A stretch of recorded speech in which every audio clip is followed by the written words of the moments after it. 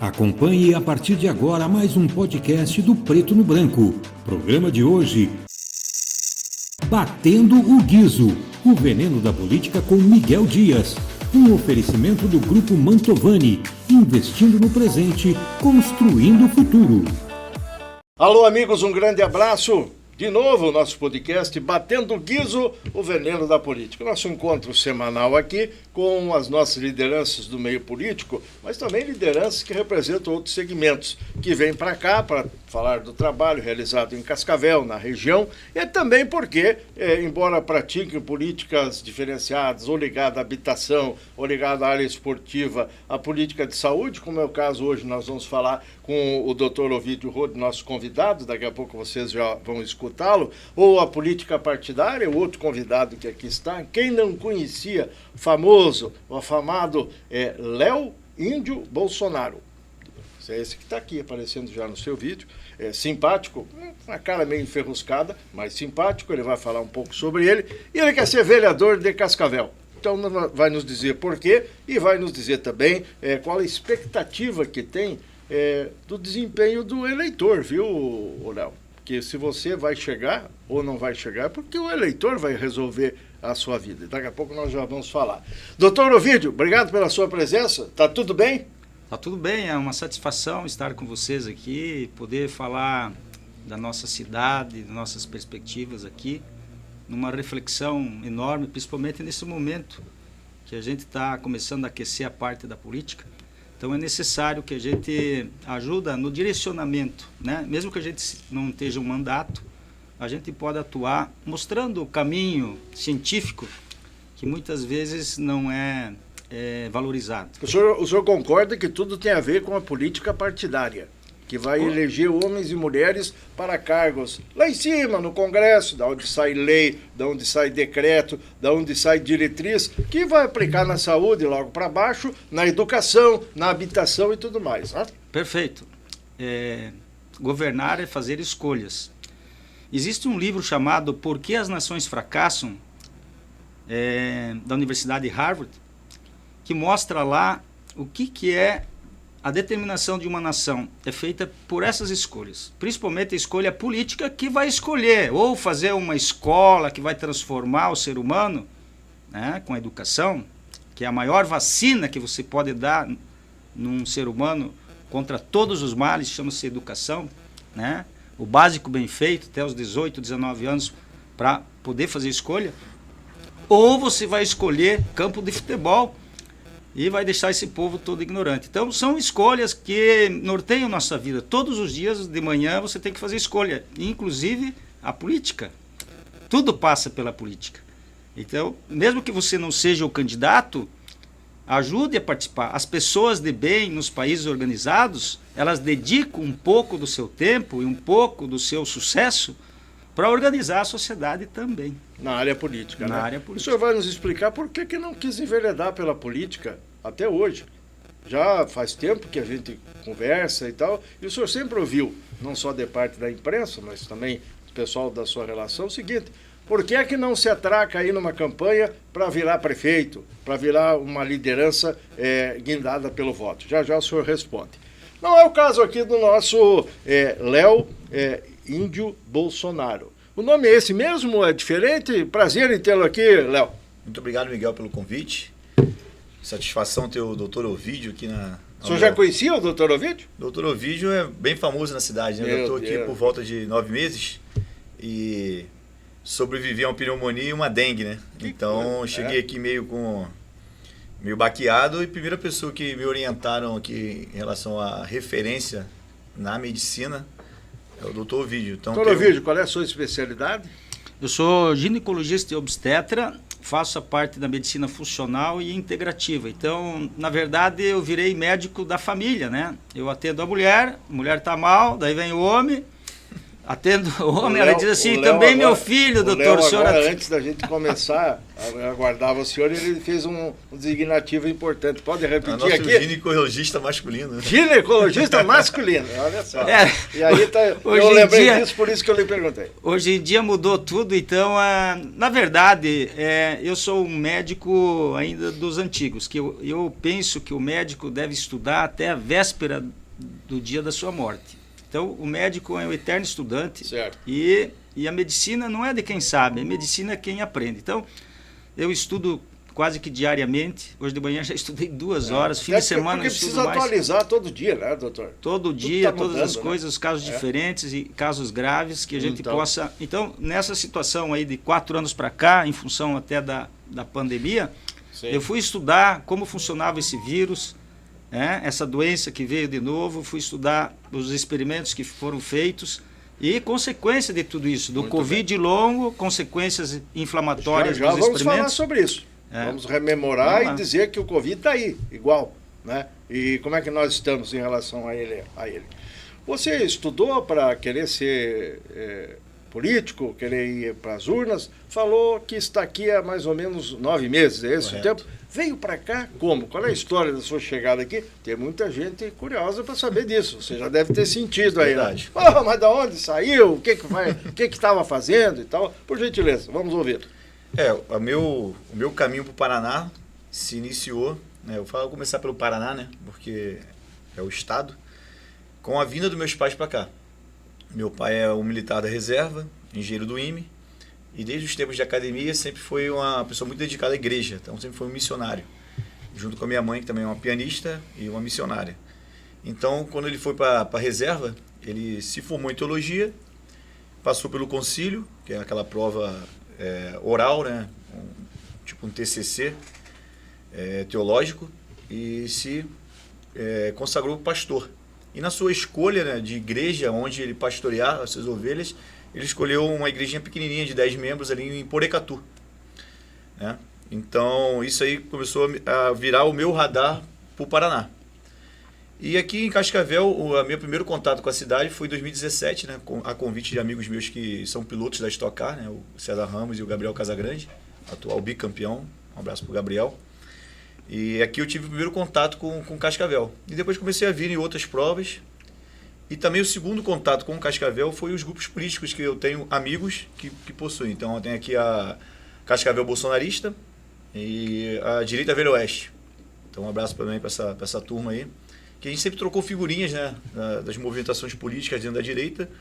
E de lá para cá começou a se concretizar um projeto em Cascavel. Quem é que deu o pontapé inicial nesse projeto? Falou assim, ô Léo, temos vaga para você na Câmara de Vereadores. Como é que começou essa conversa? Na verdade, eu tenho um amigo aqui, filho do nosso Pedro Miquelita, que sempre foi... Valmor, é o Valmor, né? Isso, Valmor Miquelita, um abraço. Miquelita também é nosso amigo.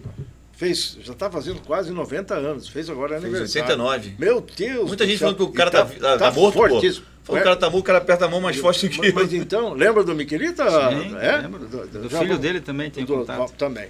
E aí? Aí ele sempre foi um cara muito envolvido na política, né? E muito de direita, com essas ideias conservadoras. Sim. E sempre foi amizade, né? O amigo sempre quer o amigo próximo, né? Sim. Começou a plantar a sementinha no meu ouvido, né? E eu fui candidato em 2022 a deputado distrital. Ah, pois não, ontem? Então ele falou, pô, o Léo tá começando a escutar as minhas orientações, porque anteriormente, né, as pessoas gostam muito de falar de oportunismo, né? Quando coloca o nome Bolsonaro no nome, né? Vai usar na urna. Só que, pô, demorei 20 anos para ser oportunista, né? Eu faço campanha desde da campanha do Flávio, deputado estadual, e de 2 em 2 anos tinham campanhas em casa, né? Por causa do Carlos, que é vereador, deputado federal Bolsonaro. Então, de 2 em 2 anos a gente tinha esse trabalho de rua, esse trabalho na política. Sim. Então, essa sementinha do Valnor germinou em 2022 com a minha tentativa a deputado distrital, que não obtive êxito, né? Concorreu aonde? Em Brasília. Brasília, distrital é Brasília. Porque lá não tem vereador, né? Lá não tem vereador. Então eu disputei, tive ali 1.801 votos. Certo. Infelizmente não tive um apoio tão grande dentro do PL, porque Dentro da família, meu tio tinha um irmão da Michele disputando. Então eu nunca iria botar meu tio numa saia justa. Então eu falei, tudo bem, vou tocar minha campanha, vou tentar buscar o apoio dentro do PL. Tive o apoio do Eduardo também, mais uma vez, mas também ele estava envolvido em outras campanhas. E eu falei, sempre me virei. Mas fez a estreia. Fiz a minha estreia. Não é marinheiro de primeira viagem. Sentiu o gramado, então. né? Sentiu o gramado. Fiz ali numa luta por não apoiar. Aí chegou em Cascavel. Isso. E aí veio. Deixa eu só cumprir essa frasezinha. Por não apoiar diretamente o atual governo, o governador Naui Ibanez, eu não tive lá aquele incentivo extra na minha campanha. Tem disso então? Claro Você tem que alinhar e tal. O senhor sabe muito bem isso mesmo. Eu sei. Eu nunca fui candidato, mas sei. Aí chegou em Cascavel. Aí cheguei em Cascavel. Por que o progressista? Então, já tive essa experiência, né, para mim, né, não foi muito boa dentro do PL. E o Valnor veio com esse projeto do nosso pré-candidato à prefeitura, Márcio Pacheco, certo, que eu já acompanhava por redes sociais, então eu vi o comportamento dele no primeiro turno em relação ao presidente Bolsonaro e vi também seu comportamento no segundo turno em relação ao presidente Bolsonaro, que foi igual ao meu no Distrito Federal. Então, além de acompanhar algumas pautas dele e achar bacana, certo, eu vi que a lealdade dele se manteve, né? Porque normalmente as pessoas no segundo turno largam o osso, né? E ele se manteve fiel. E eu senti ali mais uma forma de comprometimento dele em relação à família Bolsonaro. Falou com quem primeiro aqui, tirando o Miquelita fora? Falou com o Pacheco? Falou com o presidente? Sim, a conversa sempre era em paralelo, né? Sempre teve sempre o Pacheco e o Valnor, né? Quando eu vi que ele era de um partido de direita também, eu falei assim, não tem por que eu ficar no PL. Para eu chegar com mais roupagem, né, partidária, eu fui pro lado dele. Daqui a pouco voltamos. Queremos saber como é que está hoje a sua agenda de pré-campanha ainda, né? Que essa é uma novidade, não dá para falar que é candidato, não pode nem pedir voto, né? Não pode, nem apoio. Mas se dá a conhecer, claro, né? Se dá a conhecer. Vamos falar um pouquinho sobre essa sua expressão aí, o tio para cá, os primos para lá e tal. O povo quer saber qual é a sua vinculação, sua intimidade, sua relação na parte política, lógico, com a família Bolsonaro. Daqui a pouquinho. Doutor Ovidio, o senhor acha que o Léo tem chance em Cascavel? O senhor que conhece aqui a aldeia, né, dos índios? Eu acho que sim, eu acho que tem muita chance. Vamos ver a evolução de tudo isso, né? Mas também depende muito dele, né? Chegar até nós, os eleitores, né? Verdade. Infelizmente é assim, né? Eu acho que é uma coisa muito emocional. Se a gente fosse olhar dentro de um planejamento, seria o ideal, né? Sim. O planejamento é a arte de você estabelecer os objetivos, fixar as metas. Mas na política, às vezes, não tem muito planejamento, não, viu? A política vai acontecendo.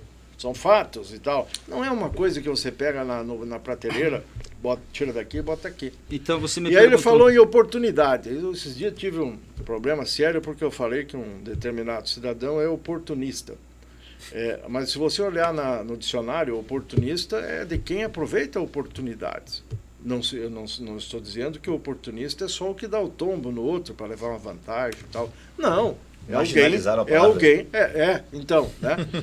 Mas aí isso dá problema porque daqui a pouco, dependendo do coração, da cabeça da pessoa, ela veste a carapuça e pega e fala, mas o oportunista é você, idiota. Foi no caso que o cidadão me falou e aí me escrachou e tal. A oportunidade ficou ofendido, né?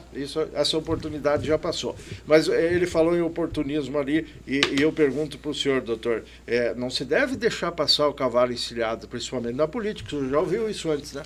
Já. E eu acho que é importante isso, principalmente se pessoas de bem preparadas. Ele é um cara que tem administração.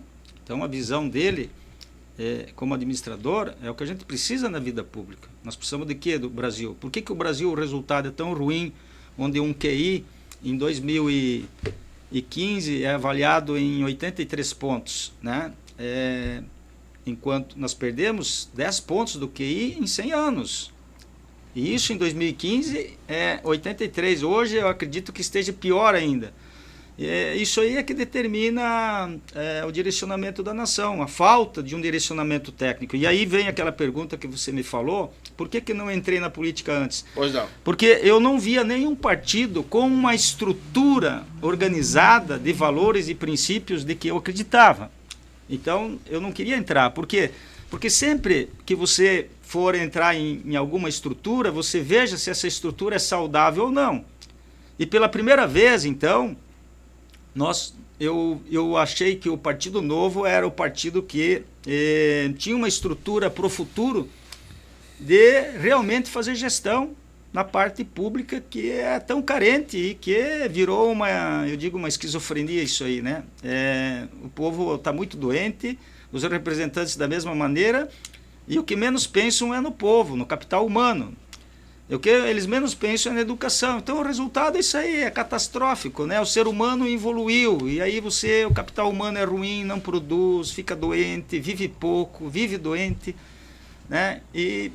Então é a história do Brasil, um povo doente, um povo que emburreceu, os números mostram, e que a gente precisa mudar isso. Então, pela primeira vez, teve um partido, organizado até por um gestor, que depois veio a ser expulso do partido, inclusive eu acabei saindo do partido por causa do João Amoedo. E agora, então, eu retornei de novo. Então, não precisava ser o candidato, mas ajudar a montar a estrutura de pessoas boas, como nós temos hoje, o Zema, Marcel Van Hatten, Gilson Marques, pessoas que realmente se preocupam e fizeram votos de jurar para melhorar a organização política do Brasil. Muito bem. Aqui nós temos o Henrique Mecabol, né? Que é prefeiturável. Perfeito. Então, durante desde 2017, nós estamos organizando isso aí para que aparecesse alguém que tivesse a altura de Cascavel, né? Um grande piloto para ocupar espaço, pilotar esse Boeing chamado Cascavel. O senhor tem alguma coisa contra o velho ou não? Não. Só tem raposão da cauda peluda aí na política, temos que botar uma piazada nova e tal, que nem aqui o Léo e tal. Mas eu acho que é meio radicalizar isso aí também, né? Eu acho que sim, eu acho assim, a gente tem que trabalhar vendo resultados. O que nós temos de carência durante esses anos, sei lá, 30 anos que eu estou em Cascavel, que não foi suprido. E quanto falta melhorar? Eu acho que o senhor está enganado. Pelo jeito que pinta o Cascavel aí, aqui é a última bolacha do pacote. Não falta nada aqui. Não, nós temos que nos embasar em números, e QI, e IDH, e IDEB. Daqui a pouco o senhor vai falar sobre isso. Porque se você não tem números, fica uma coisa muito emocional, de enganação, já entendeu? Vamos saber por que o senhor defende essa questão de percentual, de resolutividade, de comparativo, né? Nas escolas resultados. E de resultados, enfim, e o que isso pode significar na nossa vida. Léo, o que você pensa da saúde? Aqui em Cascavel você está debruçado em cima do nosso município, eu sei. Você está aqui há 9 meses, tem uma equipe já que está formada, né? Aliás, tem assessoria aqui, como é que é o nome dela? É a Luciana. A Luciana, está ali, é de Cascavel a Luciana, faz. E tem outras pessoas que se somam. Você vai ser um time, você terá um time aqui para trabalhar, né? Mas saúde, você sabe, né? Saúde é o que interessa, o resto não tem pressa. E como é que está a saúde? Eu tive o prazer, né, acho que foi na segunda-feira, de visitar uma sessão da Câmara. Eu vi você lá. E foi um prazer porque eu senti um pouco da movimentação ali dos vereadores, conheci alguns, né, alguns fizeram questão de me conhecer, alguns fizeram questão de dar uma cutucada, mas é normal. E uma das pautas que estavam sendo faladas era o problema dos leitos, né? Hospitalares, O problema dos leitos da UTI. Só precisa de 140 leitos para ontem aqui. Exatamente. Parece que o índice o doutor vai poder me ajudar, né? Só parece que são 1,7 leitos em Cascavel para cada 1.000 habitantes. Por aí. Então a gente precisaria no mínimo do dobro, 2,4. E hoje em dia tem mais ou menos 95 pessoas em fila de espera por leito na UTI. Então são números que a gente tem que buscar, né? Tem que juntar esse grupo de vereadores para cutucar aí a prefeitura. Você acha que tem meio de um legislativo municipal contribuir? Ajudar sem puxar emendas, dentro do processo aí que está hoje? Porque nós vivemos num sistema político, né? O senhor é vereador, o senhor não tem orçamento, o seu mandato não dispõe de milhões para poder... quem tem dinheiro é o executivo. E daí como é que faz? Não, a gente pode buscar no privado ajuda também. Aí vai da articulação do vereador, né, seus contatos. Então isso também é um canal, né, que me faz estar em Cascavel. Os amigos queridos aqui amam sua cidade e veem em mim uma comunicação direta aí com a família Bolsonaro em Brasília. Então a gente precisa pedir força também para ajudar de cima, né? Então, outro problema que eu acompanhei lá na pauta foi o problema das vacinas, né? Tinha 2 pautas correndo em paralelo ali, vacinação em crianças de 0 a 5 e a cobrança em relação à vacina da dengue, né? Então, foi muito bacana essa visita minha na sessão, na Câmara, e a gente vai se embasando e buscando informações. Graças a Deus, eu conheci o seu vídeo também, que vai poder me munir de informações. Esse aí é da área, né? Sim. Saúde, que ele falar, dá para assinar embaixo, né? O Cascavel também dando grandes presentes, né? Grandes tutores. Isso é importante. Agora, você falou que recebeu umas cutucadinhas, né? Que tipo de cutucada leva um pré-candidato com o seu histórico, o seu perfil, enfim, né? Chegou há 9 meses aqui. Mas... E se apresenta como sobrinho do ex-presidente Bolsonaro. E Acho vai, que a presença- vai a presença- explorar esse viés de família aí? Acho que não vai a partir de mim isso, né? Essa exploração de pautas não vai partir. Normalmente não passa, os ataques não partem da gente. Pelo menos da minha parte, eu O vejo. senhor não é agressivo assim, não? Eu sou reativo, não agressivo. Bateu, levou, tipo assim? Normalmente é assim, né? É igual que quando você está treinando com alguma pessoa de uma faixa inferior, Sim. quem dita a força normalmente é o outro lado mais fraco. Certo. Então você tem que ali se posicionar. Você já teve chance de medir mais ou menos como é que vai ser a correria aqui nesse sentido? O doutor Ovidio sabe que a coisa em Cascavel bom, o nome é Cascavel, né? E aqui, por exemplo, nós estamos batendo o guiso, o veneno da política aqui, né? Então não é fácil. Todas as experiências em relação ao outro lado, né? Vou falar de inimizades e inimigos, que está bem recente, né? Mas eu sei que a presença nossa aqui incomoda de certa forma. E na minha consulta com o doutor Ovidio, depois de quase 1 hora de conversa, ele lembrou, eu lembrei que o assunto era a minha consulta. Então ele contou um pouco da sua experiência, né? Não tão satisfatória. Falo não satisfatória porque ele estava buscando o bem da sociedade, claro. E não foi bem recebido pelos poderosos. Mas eu falo com propriedade, seu doutor Ovidio, que você tem um aliado aqui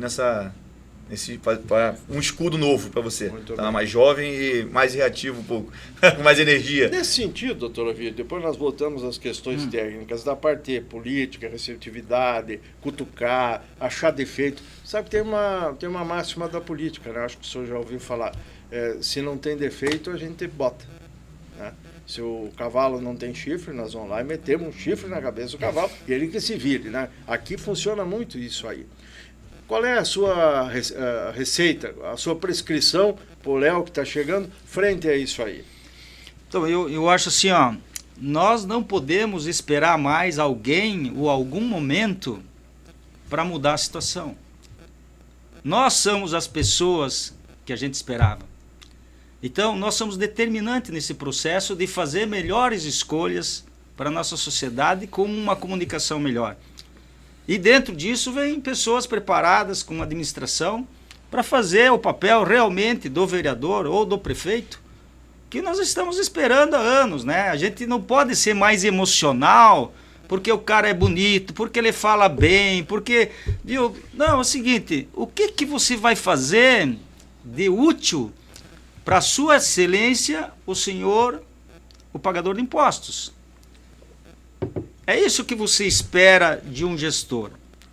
Então, nós temos que reavaliar esse passado, aonde Cascavel está pontuado, por que não está tão bem quanto Maringá ou talvez quanto Curitiba, por que nós temos uma deficiência geral em tudo, né? O centro é bonitinho, mas a periferia, muitos problemas. O senhor e acha a maioria. Isso, eu mas acho. O senhor não sai do seu consultório? Você pensa... Eu trabalhei em saúde pública durante 15 anos aqui, trabalhei no Cascavel Velho quando era lá em cima. Ia atender lá no chão de barro. Não, só para o povo esclarecer. Qualquer convite que quer falando, não sai dali.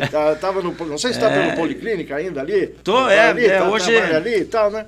Hoje eu trabalho só mais no meu consultório em função da situação toda. Eu acho assim que também fiz uma contribuição grande em ser o diretor do hospital durante quase 10 anos.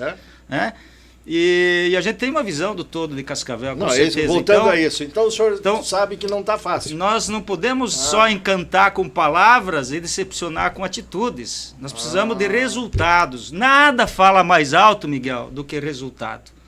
Então vamos ver o resultado desse pessoal, não maquiado. Vamos comparar, por exemplo, com o Japão. O que o Japão fez em 1950 que deu um resultado em 12 anos dito assustador? Ele instituiu o projeto Kaioken, que fazia o quê? Realmente melhorou o capital humano, que era a prevenção de todas as doenças transmissíveis, alfabetização dos adultos e educação de qualidade para as crianças com o lema nenhuma vai ficar para trás. Ele instituiu uma dieta que realmente crescesse o cérebro, então é uma das bases da vida, a dieta e a atividade física, né? A atividade física também, incluindo todos os esportes, que faz o cérebro crescer ainda mais, essa conexão, integração cerebral. E principalmente o ambiente político estável para garantir esse básico bem feito e depois trabalhar na parte curativa. Porque você sabe, Miguel, a vida da gente é assim, ó, o melhor remédio é a prevenção. Qual que é a prevenção? É dieta de qualidade, atividade física regular. O teu cérebro vai ficar bem e a tua saúde vai ficar integrada. O que acontece conosco é que nos ensinaram muito mal tudo isso e não valorizaram o ser humano. Então o ser humano no Brasil está muito doente, ele está obeso, ele está hipertenso, ele está diabético, ele está com Alzheimer, ele está com muito mais problemas do que o japonês lá. O japonês, por exemplo, Miguel, não tem farmácia na esquina. Por que não tem farmácia na esquina? Porque o povo é saudável. Se o cara ficar doente, ele vai lá no hospital, vai ser atendido lá, vão contar os antibióticos, até pensando em não ter desperdício, vai dar para o cidadão e ele vai voltar para casa. E aquele pessoal que, por exemplo, está trabalhando na parte da indústria farmacêutica no Brasil, para eles lá, está fazendo engenharia, administração, pesquisa, inovando, trabalhando, produzindo. E nós aqui, infelizmente, é um povo que vive de bolsa, vive de suporte, e que é extremamente prejudicado. Então, vamos para um país onde a gente gostaria de estar, com um QI de 110 pontos, para comparar o que está acontecendo no Brasil aqui, esse emburrecimento. Você está preparado para trabalhar por esse caminho aí, Léo, no legislativo e tal? Porque isso tudo que o doutor está dizendo com base em índices, em percentuais, a antítese disso aí, a receita para acabar com isso, não pode sair da caneta dele prescrevendo uma receita, pura e simplesmente. Inclusive, o senhor teve uma experiência aí recentemente nesse sentido, né, de querer ajudar o senhor e outros médicos, aquela questão da cloroquina. O senhor lembra, né? Montar escritório, consultório, atender o povo, e até parece que processo sobrou para o senhor já nos rememora a respeito disso. Mas sim dos senhores políticos, na esfera municipal, o que cabe, estadual, o que cabe, e o Congresso também. Mas não é fácil legislar em cima de uma realidade dessa para mudar isso que o doutor está dizendo. Ou você acha que é possível fazer lá? Fácil não é, né? Dentro da política, até porque temos dois grupos, né? Direita e esquerda. Eu acho que o meu nome já carrega uma bagagem de possíveis confrontos, né? Eu já venho com uma linha mais amena, né? Você se assina a Bolsonaro? Na urna, sim.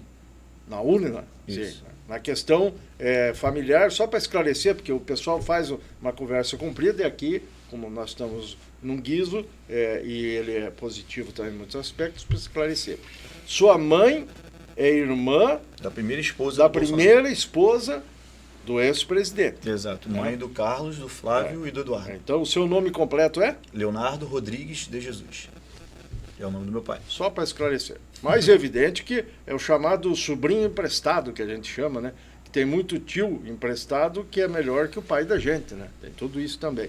E a relação de família, pelo que você diz aí, em relação aos primos, você fala muito neles, eles também falam, e você e tal, sim, é bem próxima, né? Então, bem só para quem está acompanhando entender a dinâmica da coisa aí. Né? Na verdade, as pessoas gostam muito de, não sei se é uma ideia fantasiosa, imaginária, de família Bolsonaro. A nossa família é uma família comum como qualquer outra, relação de sobrinho, tio. Temos grandes referências dentro da nossa família, que é meu pai, é militar também, meu tio Bolsonaro e meu avô João Garcia. Não, só para esclarecer isso aí. Aquele ambiente familiar. Quando o doutor falava, você sacudia a cabeça. Falava do Japão e tal, e a parte onde o senhor falou, doutor, que não tem farmácia na esquina lá, você fez assim, né? Estava olhando o celular e fez assim. Aqui em Cascavel não tem esquina sem farmácia. É verdade. É o grau de doença, né, Miguel? O grau de doença. Cascavel, né? Mas isso se espicha ali para a linha do oeste, se espicha para o Brasil, que é então, um apoiamento em relação ao que diz ali o doutor. Mas você, num legislativo, encara isso, enfrenta isso também, acompanha matérias, tentativas, porque é preciso juntar homens e mulheres e tentar mudar isso no contexto global. Senão fica uma voz isolada do doutor. Parece que eu estou vendo. Tem gente, doutor, que olha, o Ovidio voltou com essas conversas dele. Bah, mas o Ovidio tem uns que fazem assim, né? Meio loucão, meio maluco. Tem gente que fala assim, também dos políticos. Você está preparado para encarar isso? A gente vai ter que na verdade, a gente vai falar para uma base que vai nos eleger, né? E tentar propagar essa ideia com embasamento médico para convencer outras pessoas. Porque, na verdade, na hora que você dá uma canetada, o prefeito dá uma canetada, certo, o executivo é munido de informações que o vereador vai levar. Ó, a gente está aqui na ponta, estamos escutando esse tipo de reclamação ou de pedido e vamos conseguir concretizar essa... Então, sim, mais uma vez eu bato na tecla. A minha função é uma ferramenta de comunicação. Toda vez, nos dois locais que eu falei, eu quero que as pessoas me usem e abusem em relação a isso. Porque realmente a gente vai ter uma linha direta com o Eduardo, principalmente, com o Bolsonaro também. E a gente tem um projeto para 2026, né? Então, todo o projeto para 2026 passa para 2024. Então, todos esses pequenos ajustes, tanto na saúde, segurança, etc., é um embasamento para o futuro. Nos seus contatos aí que tem feito ainda rápidos e eles vão se aprofundar mais, com certeza, no andamento da pré-campanha e depois da campanha. O povo está preocupado? Demonstra que tem necessidade de uma reação, de um modo geral? Como é que está a opinião pública em relação a essas matérias? Estamos falando de saúde, mas tem segurança também, né, doutor? Que é uma coisa bastante complicada, né? Tem a questão da habitação e uma coisa o doutor defende que está ligada na outra, com base até na educação. Você sente que o povo está preocupado mesmo? O que eu observo aqui nessa região é um pouquinho, né, dentro das proporções, você falou de segurança e habitação, né? Sim. A parte de imigração, né? Aqui tem muita entrada dos paraguaios e outros. Assim como tem em Pacaraima, lá em Roraima, eu trabalhei um tempo no Senado, né, com um senador de Roraima. Então, visitei o Projeto Acolhida, que na época era coordenado pelo General Pazuello. Então, passei lá uma semana e vi o bom trato que estão fazendo com as pessoas que estão entrando, né? Documentação, vacina e encaminhamento para empregos. Então, essa parte de segurança, moradia, também a gente tem que se preocupar com essa parte das pessoas que entram na cidade. Então, tem que haver pelo menos um início de controle para isso. E isso aí faz parte de iniciativas também. O vereador tem que cutucar o prefeito, que tem aquele efeito de cadeia. É uma cadeia. Corretíssimo, essa é a visão, certamente. Doutor Ovidio, o senhor tem olhado a cidade, muito morador de rua, né? Muitos falam que tem já Cracolândia por aqui e acolá. E agora o Supremo lá libera 40 gramas de maconha para a gente consumir bem tranquilo, sem esconder a macaca e tal, porque é o usuário. Uma análise rápida sua sobre isso aí. Então, em todos os países que foi liberado isso, houve um agravamento dos viciados e aumento da criminalidade. Então, é muito deletério para o cérebro e para as famílias. Eu acho que precisa ser revisto isso, porque está constatado por números, em todos os países ficou muito pior do que era. Então nós vamos liberar isso, é isso que a gente quer, é uma escolha. E veja o senhor, eu provoquei para chegar aqui, ó. Veja o senhor que esses homens e mulheres que determinam isso no Brasil são doutorados, mestrados, no mínimo, com formação bem específica e importante para chegar onde estão.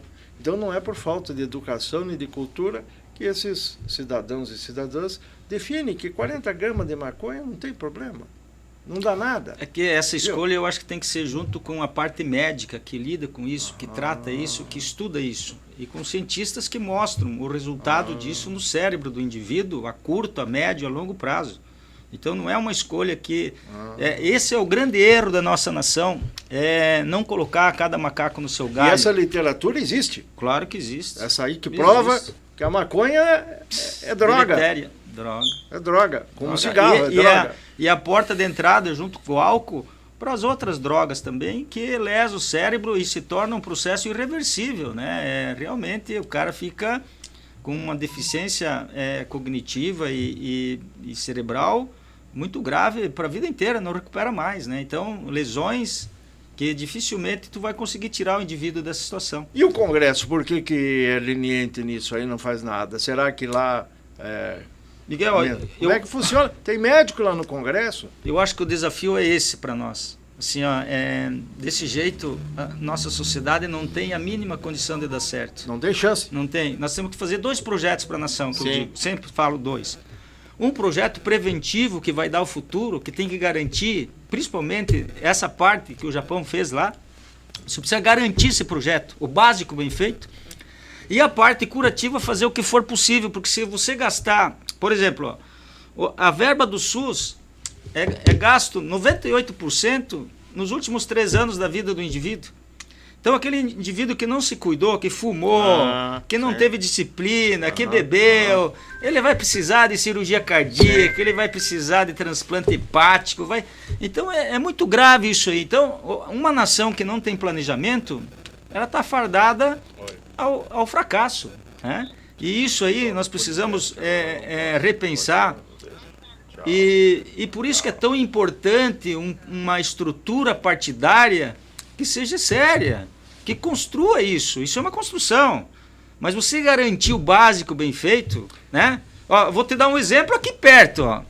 O Paulo McDonald, em 2 mandatos, foi o prefeito mais bem avaliado no IDEB em 2 avaliações consecutivas, aqui em Foz do Iguaçu, que era a cidade mais violenta da América Latina. Sim.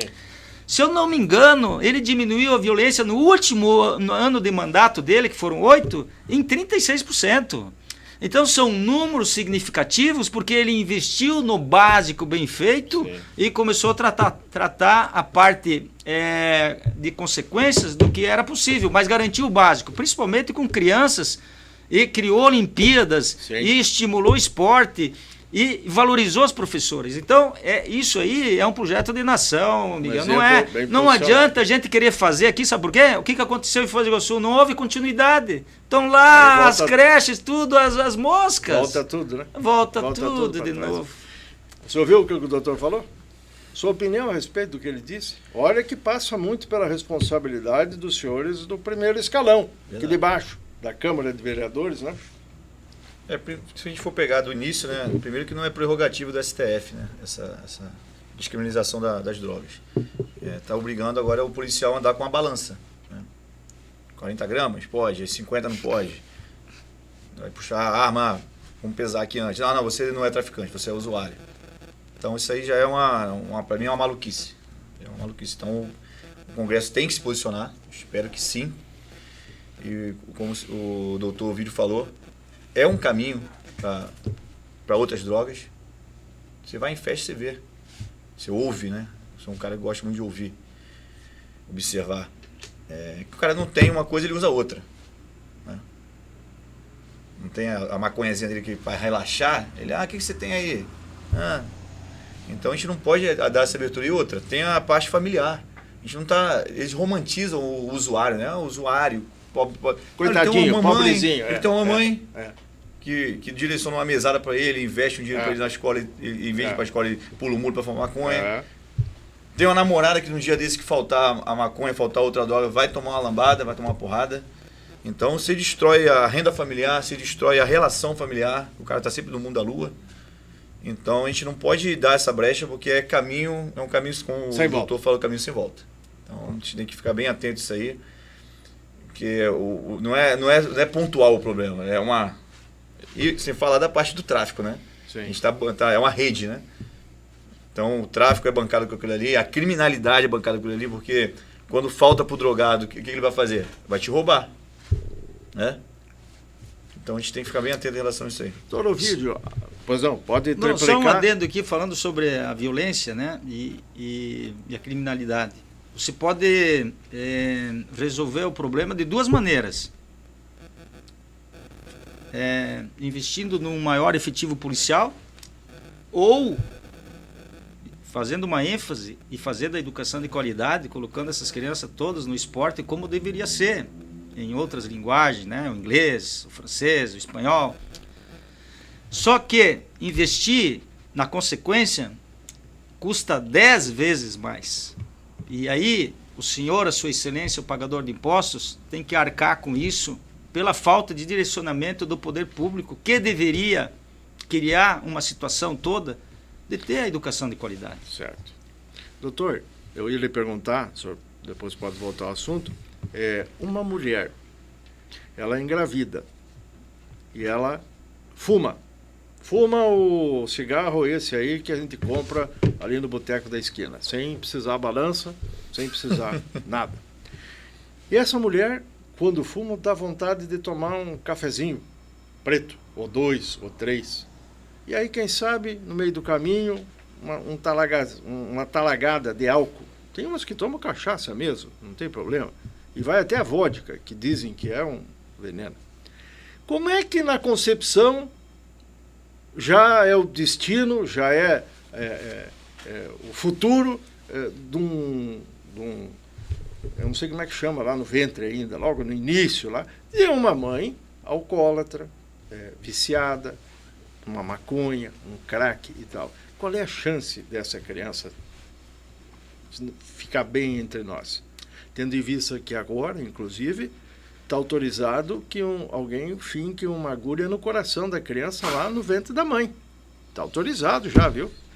Para cometer um homicídio, um assassinato, para liquidar a fatura lá e depois não ter que gastar isso aí que o senhor falou que tem que gastar. Vejo que é difícil até a gente colocar isso aqui numa equação, né? Uma conversa dessas. Então, assim, mais uma vez falhou a educação, falhou a família, que muitas vezes a gente tem uma visão idílica de que a família está bem, que a família é maravilhosa e que não corresponde à realidade. Então, faltou a educação, não houve um planejamento desse filho.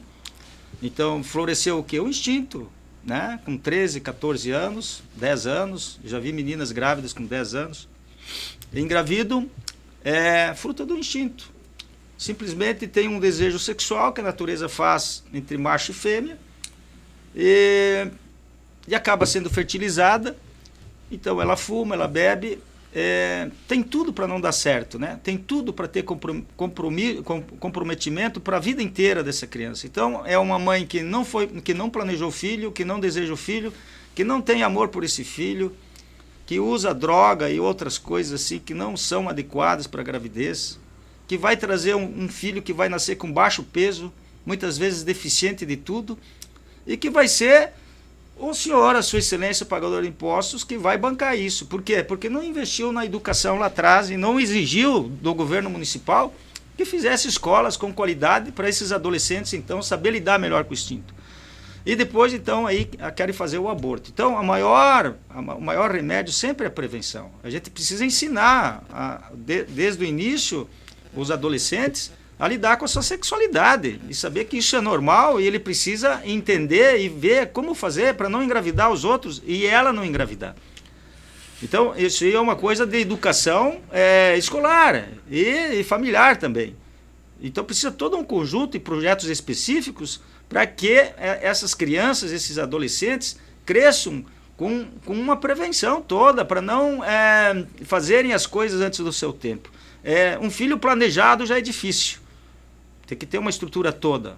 Não é fácil, porque tu vai passar por coisas que você não imagina. Imagina se não for planejado. Então, nós criamos um problema grave para todos nós, porque é de todos nós. A responsabilidade é nossa também, da sociedade, em ajudar isso, mostrar o que realmente nós queremos. Nós queremos um povo educado, preparado, planejado, ou nós queremos uma mulher que está gerando um filho, que fuma, que bebe, e que esse filho vai nascer prematuro. Escuta só, vai nascer prematuro e vai parar na UTI dos hospitais e vai ficar lá durante 30 dias, 40 dias, que o senhor, a sua excelência, pagador de impostos, vai ter que pagar lá. Só para fechar, depois o Léo comenta, que condição tem esse cidadão, essa cidadã, de definir quem ele elege, ou seja, no primeiro grau aqui numa Câmara, na Prefeitura e depois sucessivamente. Quem é que vai sair do dedão dessa pessoa? Porque votar até ela vai votar. Sim. Porque senão depois se incomoda, não consegue entrar num programa de governo que vai conseguir a cesta básica e tal. Tem que estar com o título em dia. Senão tá bem. O CPF tem que estar bem, né? Senão não consegue. Mas que qualidade de voto tem essa parte da sociedade? Pois Tá aumentando. é o desafio nosso, né? Mas eu penso que essa conversa que a gente está tendo aqui, eu acho que ela é difundida muito nas redes sociais e as pessoas estão cada vez mais conscientes e elas vão buscar renovação, elas vão procurar melhorar, porque o resultado que a gente tem é muito ruim, né? Eu escuto reclamação de que não tem creche na cidade o dia inteiro. Eu tenho vários pacientes lá que vêm reclamar. Dizem, eu queria pôr minha filha de 2 anos, 1 ano e meio, não tem lugar para pôr. Isso é muito grave. Então falta o quê? Planejamento. Falta o quê? O município. Falta o quê? A Associação Comercial e Industrial colocar como prioridade isso. Eu fiz parte lá. E durante 20 anos batendo na mesma tecla, mas parece que não cai ressoa. Em ouvidos surdos. Então não existe uma necessidade de dizer, olha, nós vamos pegar o Paulo McDonald de Foz do Iguaçu e vamos trazer aqui para dar uma aula para nós, que talvez a gente aprenda, porque ele é engenheiro, ele teve 6 anos na escola militar, ele é um cara que tem uma visão realmente de planejamento, de organização e de gestão. E é isso que precisa no nosso município. E aí talvez a gente diminua, né, numa parceria pública-privada aí, as necessidades de creches e incluir todas as crianças em escola de qualidade. Não é qualquer escola que nós queremos escola de qualidade para todos os cidadãos, filhos dos pais que pagam os seus impostos. E o senhor há de convir que essa sua preleção, a sua sugestão e tal, não é tão maluca assim que nem muita gente diz que é, né? Olha o Ovidio falando desses negócios de novo aí. Não sei como é que deixa o Ovidio falar sobre isso. Existe um desconhecimento muito grande quando a gente fala na vida, né? Feliz o homem que consegue enxergar o início, o meio e o fim da sua vida e fazer boas escolhas. Mas isso só vai vir através da educação. É científico, a educação é crucial para o avanço da nação. Mas o povo educado é mais difícil de ser manejado, doutor. Mas cabe nós agora, com a comunicação que a gente tem, a difundir as boas práticas. A gente que tem condições de fazer gestão. E aí, pela primeira vez na história de Cascavel, nós temos uma pessoa que é economista, cientista político. Miguel, o cara foi para Joinville na mais bem avaliada gestão municipal do Brasil. Foi lá aprender, ver o que tem de bom, o que ele pode trazer para Cascavel.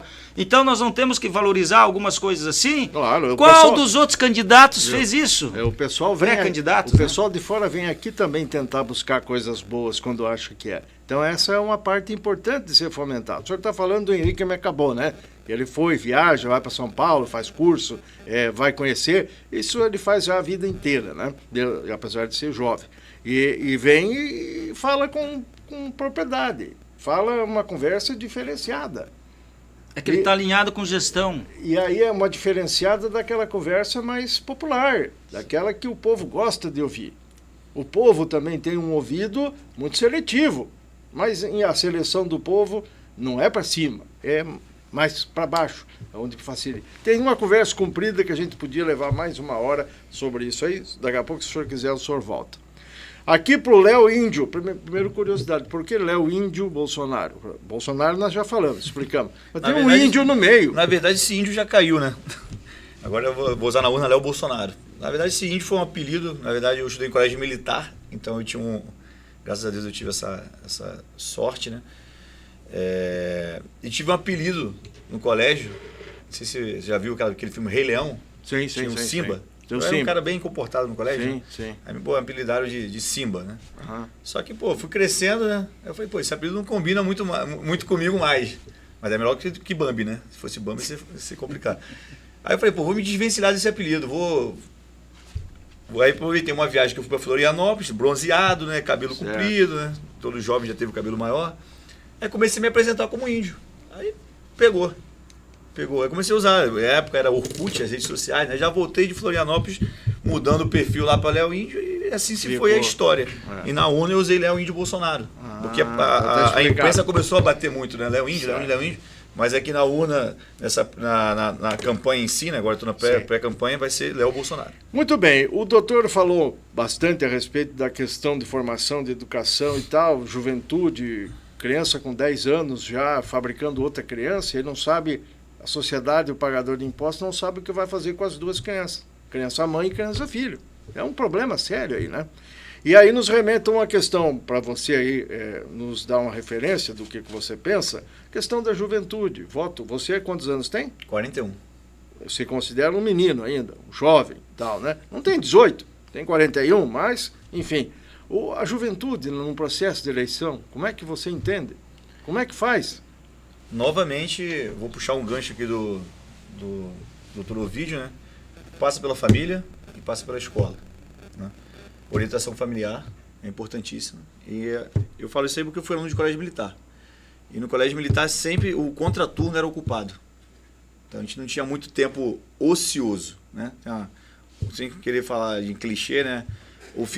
Cabeça vazia, oficina do esquisito lá. Então é importante a gente manter as crianças e jovens ocupados. E a escola é um caminho para vários tipos de orientação que muitas vezes não tem. Orientação religiosa, cívico-militar, financeira e política. Então a gente tem que mudar muita coisa na educação. De repente, com novos vereadores e novos legisladores, a gente pode montar uma nova estrutura de... Não que você esteja aí desprestigiando os velhinhos, né? A terceira idade. Claro que não. Eu acho que confunda aí uma coisa com a outra. Continuidade. Tem que ter espaço, programa e projeto para todo mundo, né? Quando eu falo em novos projetos, uma mudança, a gente vai pegar... pegar... O vídeo nem cabelo ainda tem muita coisa pela frente, né? É um menino, não tem nem cabelo. É um menino ainda, né? Mas quando eu falo isso aí, Miguel, tem projetos bons andando, em andamento. Nós que iremos entrar, se Deus assim nos abençoar, iremos continuar. Certo. E trazer coisas novas para agregar o que já está em andamento. Tem conversado com o Pacheco? O Pacheco é bom Converso, de conversa eu falo que o Pacheco aqui, ele é... E os outros pré-candidatos lá do PP? Para mim... Olha, falo com todos, abraço todos. Eu acho o seguinte, a gente tem que se preocupar com o outro lado, não com os nossos. Mas infelizmente o fogo amigo está muito famoso, né? Doutor, o nosso tempo já está ficando curto, teríamos muitas coisas para falar, mas eu provoquei e o senhor nos atualiza em relação a essa questão toda aí de Covid, de campanhas e tudo mais, e os dissabores que os senhores tiveram quando tentaram ajudar naquele momento lá da crise, né? Montaram um consultório, o senhor e mais outros aí, e atenderam o povo, né? E depois tiveram que dar explicações aí. Aquilo lá foi pacificado, tudo certo? Sobrou algum processo, alguma condenação ou não? Não. Que beleza, hein? Coisa boa saber dele. Dá para fazer tudo de novo. Dá para fazer de novo? Faria de novo? Não? Faria de novo porque nós fizemos um ato de amor pela comunidade, claro. Eu e meus Dr. Jadir, colegas, Dr. Jadir, tudo gente jovem. Tudo gente jovem. O Dr. Jadir deve ter 102 anos já. E é mais ágil que o doutor aqui. Doutor, não, mas se consulta com ele. Mas, na verdade, isso aí foi um pedido da sociedade, de alguns empresários, num momento difícil de Cascavel, onde muitos diziam que não tinha remédio, não tinha cura, não daria para amenizar esse sofrimento. O sistema estava congestionado. Sim. E aí, um grupo de 14 médicos resolveu se doar durante um mês, trabalhando sábado, domingo. Saía de lá às 9h30, 10 horas, onde o Dr. Jorge foi o grande coordenador dessa parte. Verdade. E nós conseguimos diminuir não só o Covid em Cascavel em 90%, e aí esses números não apareceram mais, mas também em Chapecó, através do prefeito lá, João Rodrigues. Uma figura. Levou o nosso protocolo, usou lá que também estava um caos. Mas só que lá o prefeito é um cara sensacional, se abraçou com os médicos, se abraçou com a população e resolveu o problema. Mas e o daqui, o que fez?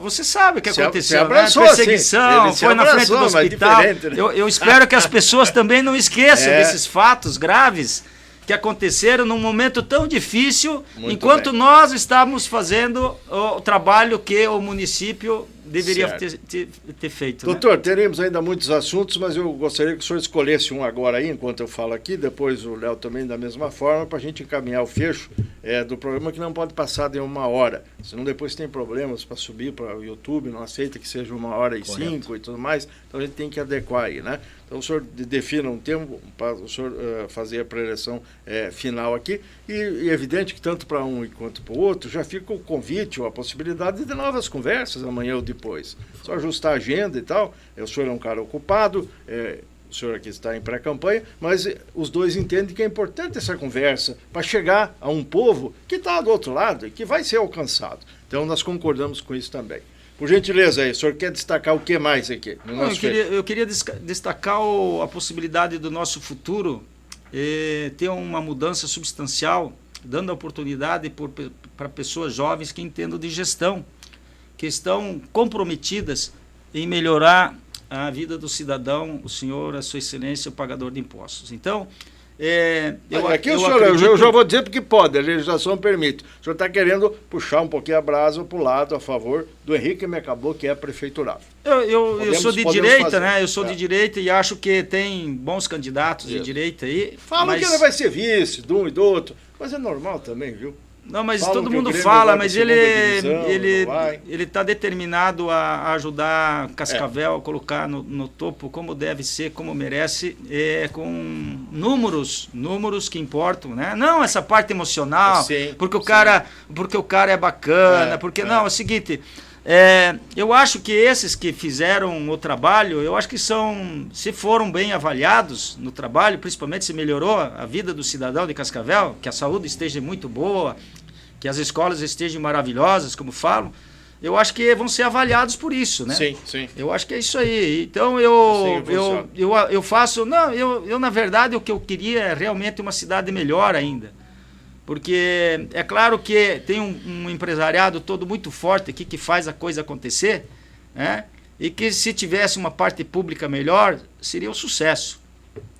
Então, nós não podemos pegar os empresários que trabalham, que se viram e que colocam Cascavel num topo de excelência, pela também localização aqui e pelo agronegócio todo, nós não podemos pegar isso e nos promovermos em cima disso. Nós queremos a competência do município, do gestor na sua atribuição, tanto de vereador quanto de prefeito. Nós queremos ver gestão, né, com projetos que realmente vão melhorar a vida do cidadão. Quer dizer que nós devemos, eleitores, caprichar na hora de uma definição. Com certeza. Capricho. É a nossa escolha. Obrigado, doutor. Se informar dos candidatos e das propostas e de projeto. Léo, você também da mesma forma, né? Exato. Uma boa jornada para você, sucesso, né? Se prepare para o balanço da Cascavel aqui, né? Batendo guiso, o veneno da política, tem muito disso, mas é evidente que o senhor está plenamente ancorado aí pelo direito, né? A sua presença aqui hoje, participação na nossa sociedade, tem que ser considerada positiva, que seja bem-vindo, e que o senhor nos convença. Cabe o senhor nos convencer que temos que votar neste e não naquele, né? Exatamente. Quero agradecer, Miguel, pelo convite, doutor Ovídio pela presença sábia do meu lado aqui, e pedir para as pessoas que entrem no link, né? Esse momento de pré-campanha é o momento de você se informar, se você buscar informações sobre o que você já tem o endereço aí? Tenho, @Léo Bolsonaro. Entre lá, busque informações sobre a vida pregressa, não só minha, dos outros candidatos. E o senhor aqui não vem pregar que por ser parente do ex-presidente, o senhor tem que ser eleito. Não é isso que o senhor está dizendo. Exatamente. Né? E também não estou aqui para falar mal de nenhum outro candidato. Eu estou aqui para falar bem das pessoas. Você falou assim na rádio ontem, não, porque se eu não ir, se não ocupar o espaço, vamos eleger um vagabundo de esquerda. Normalmente... Falou isso. Normalmente meio irritado? Não estava irritado. Quando eu falo vagabundo, são pelas pautas defendidas, né? Que muitas vezes batem de frente com as nossas, né? E uma delas é a descriminalização das drogas. Então, eu acho que não é a gente do bem que protege isso. Muito bem. E até a próxima oportunidade, então. Amém. Deus de sucesso. Deus te abençoe. Tivemos aqui o doutor Ovídio, o Léo... Bolsonaro, não Léo Índio. Acabou. Vamos tirar o Índio, então. Léo Bolsonaro. Agora esclarecido, Léo Bolsonaro ou do Bolsonaro. Aqui já tem o fã do Bolsonaro. Ele continua sendo fã do Bolsonaro. Já conheceu o fã? Ele Conheço. acho que é lá do Progressista. Foi até bom também. você tocar nesse assunto, que em 2022 eu fiz uma live com ele, que ele era... É mesmo? Foi eu, Evandro Guedes, que é do Alfa, né? E o Eduardo. Muito bem. Então, lembra do contra fã do Bolsonaro, doutor? Candidato a vereador também. Acho que ele representou bem. Tem outros aí linkados a essa questão da direita, esses grupos que se formaram aí e tal. O Alessio Azulejista, que já esteve aqui também. Me recepcionou muito bem. É um outro pré-candidato e assim sucessivamente. Né? O vereador policial Madril. Né, Madril que também, é me deu um abraço lá. Aliás, tirou foto com Pedro Sampaio. Tirou foto com o senhor ontem, o Madril, lá bem receptivo e tal. Ele tem a cara parecida com a minha, assim, né? Um abraço, Madril. Luciano, encerramos então. Um abraço a todos que estiveram conosco em mais um podcast Batendo o Guizo, Veneno da Política, que volta a qualquer momento aí. Um abraço e até lá.